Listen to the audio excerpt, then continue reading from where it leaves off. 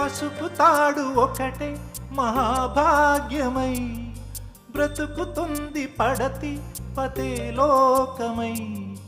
మగని మంచి కోసం పడే ఆర్తిలో సతిని మించగలరా మరే ఆప్తులు. ఏ పూజ చేసినా ఏ నోము నోచినా ఏ స్వార్థము లేని త్యాగం భార్యగా రూపమే పొందగా. అపురూపమైనదమ్మ ఆడజన్మ, ఆ జన్మకు పరిపూర్ణత ఇల్లాలమ్మా.